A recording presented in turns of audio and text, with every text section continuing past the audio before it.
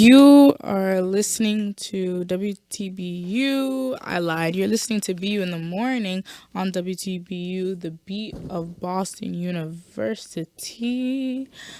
The listening at 89.3 FM, 640 AM, BU cable channel 6,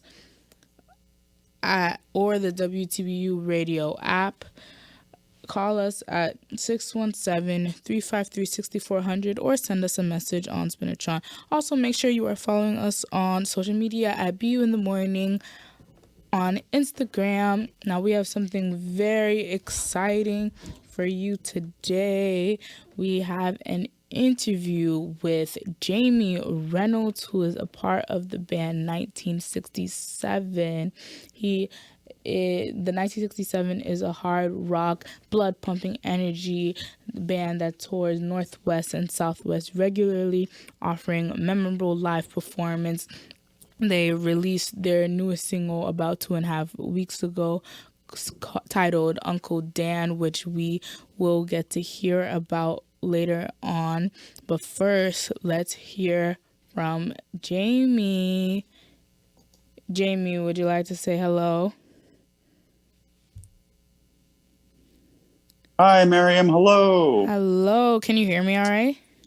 I can hear you great. That's I'm sorry I was muted. I was talking to mutedness. No, you're fine. I'm so glad because I can hear you. So I'm very glad to hear that. How are you doing today? Doing great. Got a half a cup of coffee in me. So it's a good start to the day. I'm glad to hear. I literally have my coffee cup right next to me. I haven't been able to drink much, sadly, but yeah, I'm glad I have it here. So you, Jamie Reynolds, are lead guitar and vocals, correct, of 1967. That's exciting. Yes. Along with drummer Matt Haskell and music producer John Kurzwig and artwork artist Riley Edge. I don't know why I said that like that. And then you guys also have a tour coming up, the We Love You Uncle Dan tour, which his first show is in Portland, Oregon on the 21st, which is crazy. That's literally a week away. Oh yeah, we just had rehearsals yesterday. It's crazy. Yeah, it's coming up here real fast. That's so exciting. So first things first, can you talk to me about the inspiration of this band? How and when did it get started? How did you meet your fellow band members? Yeah, I can appreciate that. We started in 2011 in Phoenix, Arizona, and played down there for several years, bounced up to Washington State, went to New Mexico, and then now we're in Portland, Oregon. Wow, you guys moved around. I have a lot of musician friends that I play with in all those areas. Mm-hmm. So there's about a dozen of all of us, maybe more. I can't keep count these days. I know what you mean. I've noticed as you keep growing older, you meet a lot more people, and your sense of circle just grows bigger and bigger. It's exciting, though. Mm-hmm. Yeah, grateful for sure. Yeah. So getting into the music, like, what is your intention when you making music? What do you start with when you sit down to make a song, and what are the general messages that you try to convey?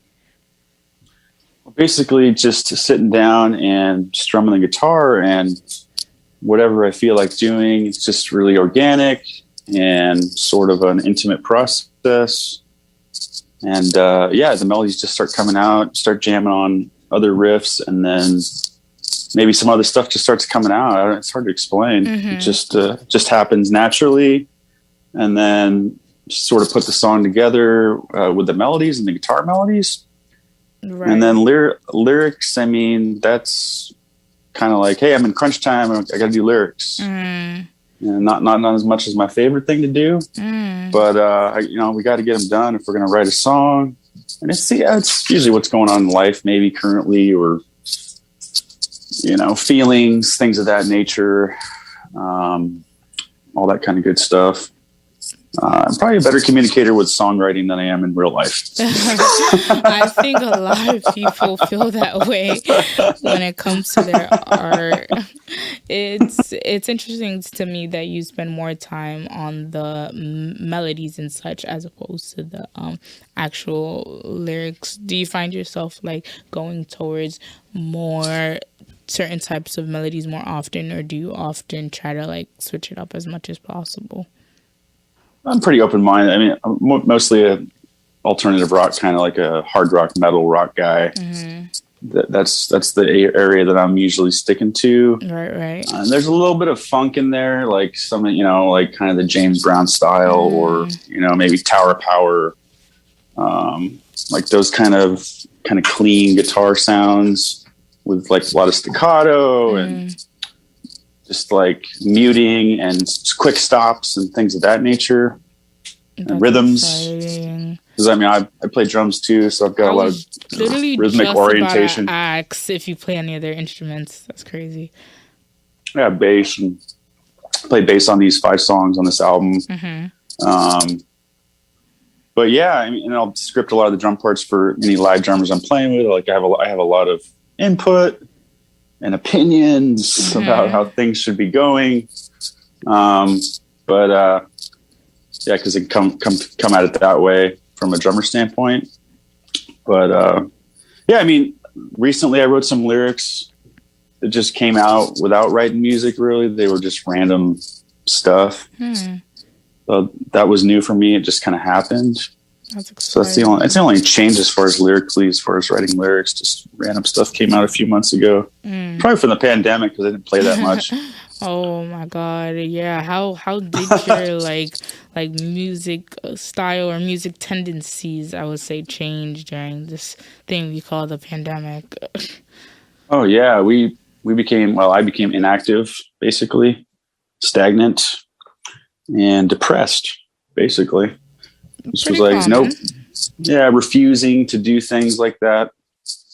Maybe holding a little grudge toward the world a little bit for a little while, and finally came out of it. Just needed I needed 6-7 months to get out of it. It's kind of one of those things. Finally passed. Thank God. No, thank God. It definitely takes time, so it's not surprising that would take you a few months or so. Talking about our most recent single, Uncle Dan, how did that come about, and what is the like central concept of the song in your depiction? Uncle Dan, a good friend, good guy. He's definitely a lover of music and supported bands that I'd have been in over the years. I've known him since I was a kid. He's one of my best friend's uncles. And he went by Uncle Dan. He was like an older brother figure as well, because he wasn't that much older than all of us. He was like 13, 14 years older than all of us when we were growing up. So it was almost like he was an older brother as well. And he was always showing us bands and music, and we were all into the same kind of thing. He could relate to what we were into because he was still into the same kind of music, even that we were growing into at that time. Just things like that. And he ended up sadly passing away. It was 6-7 years ago now, from a disease called ALS, which is a challenging disease. Call it Lou Gehrig's disease. It's a challenging disease, but yeah, he ended up getting that, and I think he was in his 50s when he passed on, unfortunately. But yeah, it was. I'd say the song's about grieving. Okay, I'd say a grief process. Yeah, I definitely got that feel from it. I got a sort of like sorrow, but a like calming sense of sorrow, and it made me like feel things. And the rest of our listeners are gonna get to listen to it eventually, of course. Fun. All of my millions of listeners. Not really. I actually have no idea how many people, but that's not the They will come. Anyways. They will come. Exactly. So like you've released about, I can't count, it's like 3 or 4 singles this year. I know there's Uncle Dan, Not That Good Yet, Losing My Mind. I was wondering what has been your favorite single that has been put out this year and why, and was the process behind it anything special? Exactly. Yeah. Uncle Dan's pretty cool. I like that one a lot. Losing My Mind, I like that one too. Um, just basically putting them out on all the online retailers, putting them on YouTube, reaching out to folks like yourself in the college radio world. Oh my God, that's me. Yeah. Where else? Anywhere we can, really. Any articles and just press and things like that. Sharing them with friends, Facebook, social media. Had some news specials in certain markets around the United States as well. Some news anchors will do some things with us and help us out. It's been great so far, and live shows promoting it as well, big time. I'm glad. And merchandise too, T-shirts. I love merch. With all the single artwork with Riley's artwork, which he's pretty awesome. He's a great artist. What do you think is like the key for press releases and like networking and all the fun stuff you just mentioned? I'd say persistence and patience, endurance. Things that I don't have. Okay. Positive attitude. And be ready for rejection. Oh, fun word. I'm used to that by now, but yeah, it's funny. Just enjoy it. Put the work in. Discipline's another one I would say too. Mm-hmm. Discipline. Yeah. You sound like my mother, but you're not wrong. So how long has it been? I'm curious, since you guys last tour, and what are you most excited about for this coming up one in literally a week? Mm-hmm. Oh gosh, yeah, we're so pumped. The last tour we did, I think it was back around 2018 maybe. And then we just did a one-off show June 25th or something like that here in Portland, Oregon. And that was cool. It was fun. It was just a fun thing. We hadn't played in a year and a half. Got some of the guys together and, hey, you guys want to go do a show? Yeah, we just went and did a show. And it went really well. The only difference was the masks. We had to wear the mask. Oh, wow. When we were kind of roaming about the venue. Yeah. And, you can take it off when you eat and drink and everything. Mm-hmm. So, and sing. Yeah, on stage. But gosh, that would be the only difference, I would say. And I think now it's like, hey, you got to show your vaccination card now for this tour. We probably need to be ready that way. Or, hey, proof of, hey, we're negative, COVID negative. Here's proof, in the last couple of weeks or something, Just start making T-shirts like that. I think that would be a cool merch idea. Anyways, I'm coming for Riley's job. But what did you say you was most excited for this upcoming tour? Oh gosh, getting out and playing live, mainly doing a little traveling, some road tripping,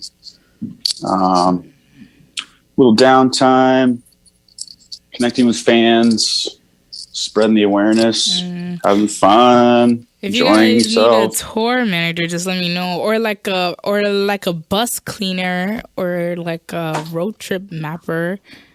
I'm available. Okay. Kind of. That's amazing. Somewhat. That's awesome. Yeah, I'll keep that in mind. I'm mostly joking, but not joking if you're not joking.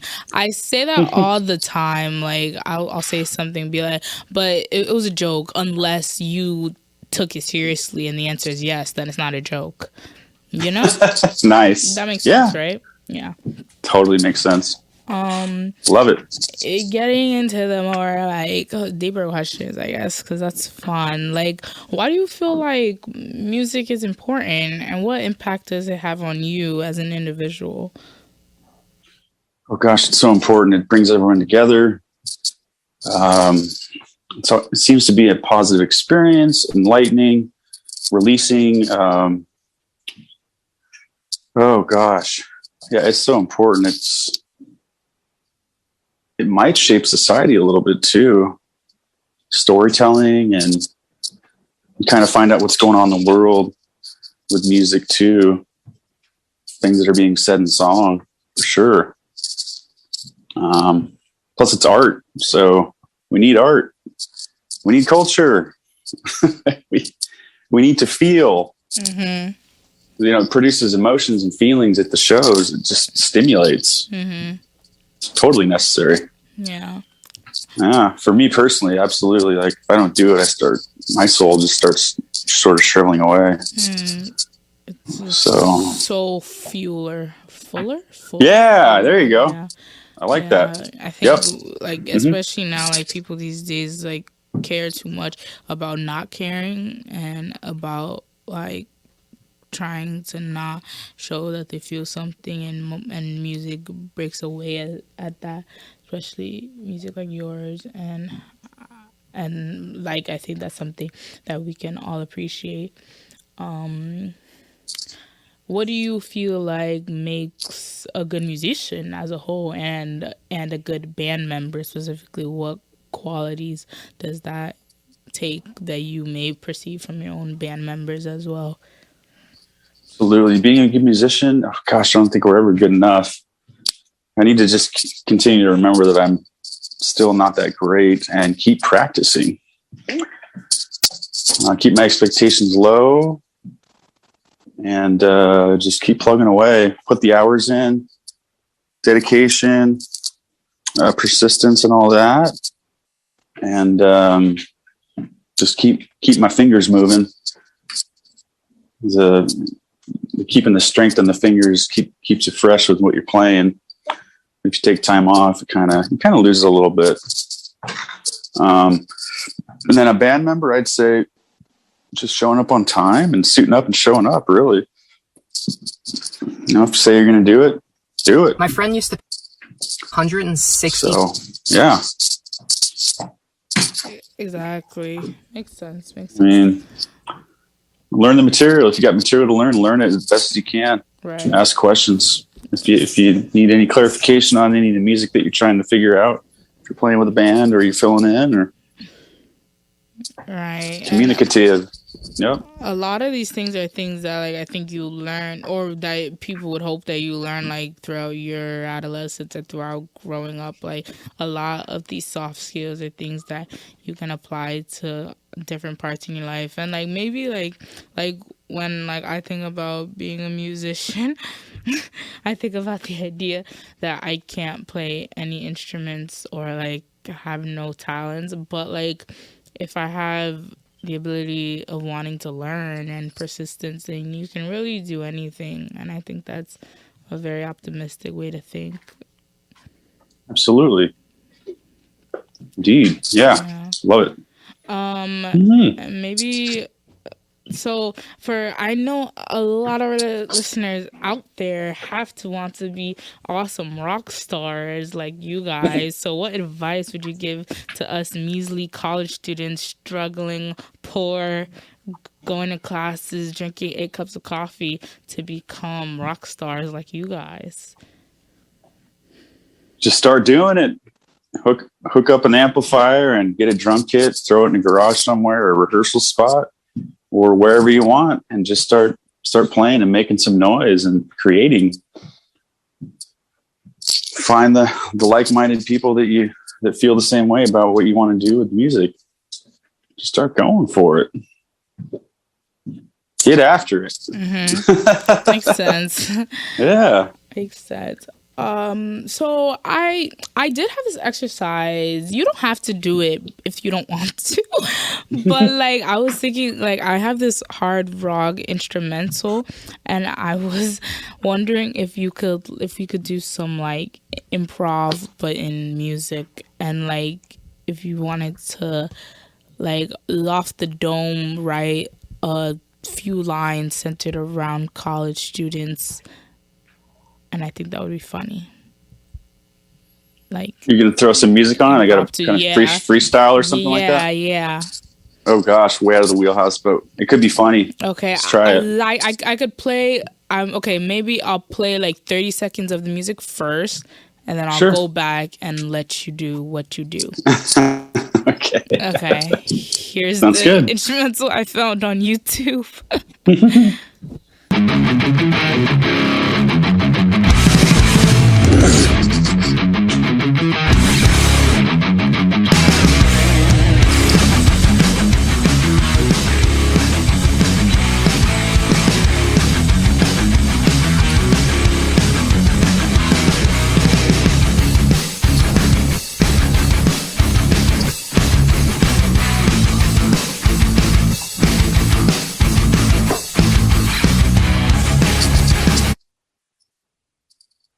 Okay, so that was 30 seconds. So now I'm gonna go back. Are you ready? This is so exciting. I couldn't hear it Oh, at you all. couldn't hear anything? No, Oh, unfortunately. that's embarrassing. Let me play it on. Let me see if we can.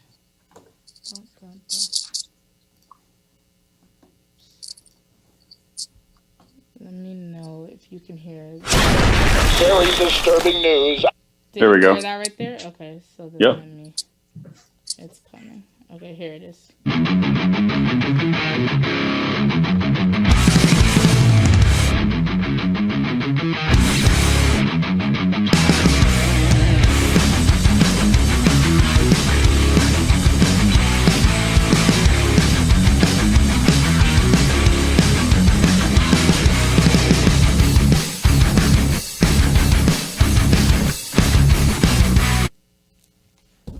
Okay, so that was the first 30 seconds. Are you ready now? All right, here we go. Okay, ready? In 3, 2.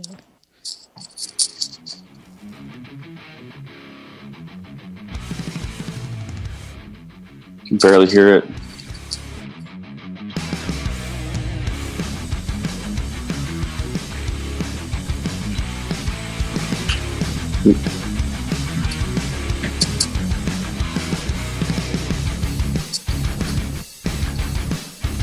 Can you hear it? Barely.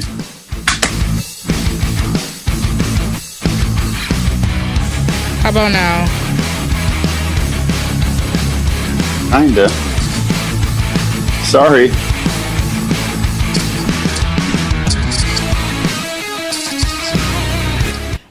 Oh, okay. Well, that's all right. We're almost out of time, anyways. It's fine. Or unless So you sorry. just want to do it without music, but I think that's awkward.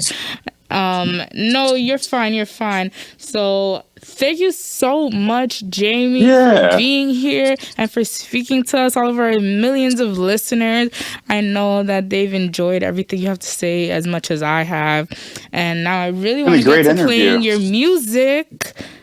So okay. I'm going to start off with Uncle Dan. You just hold tight, Jamie. Okay. All right. Awesome, Miriam. And pleasure.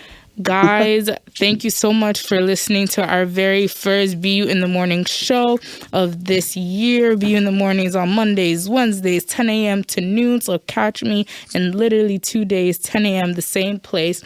And here we have Uncle Dan by 1967.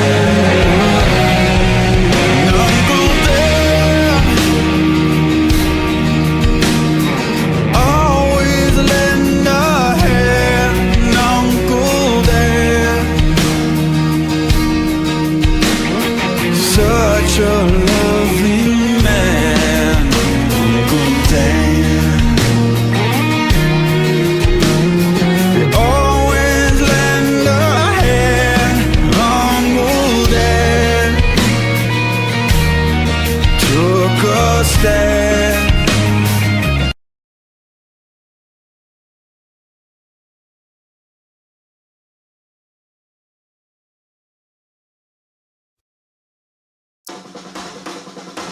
Why am I resenting all the things that have been done to me?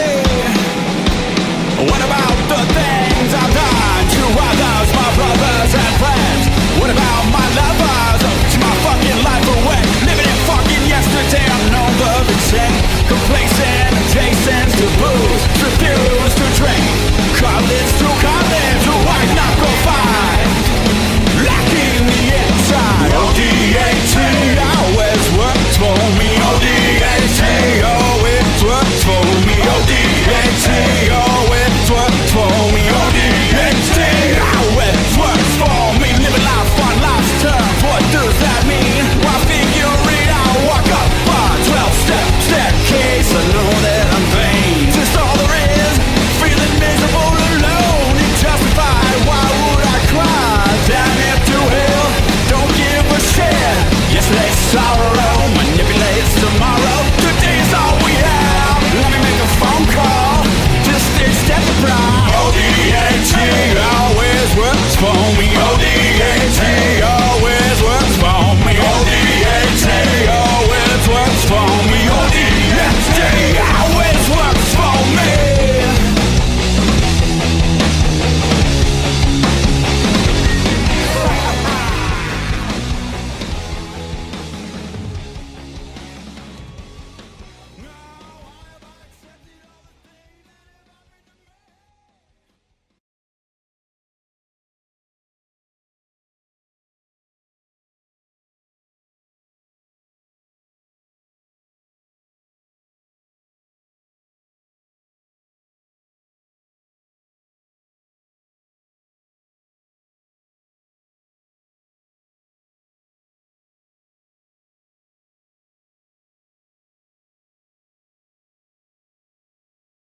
You're listening to WTBU.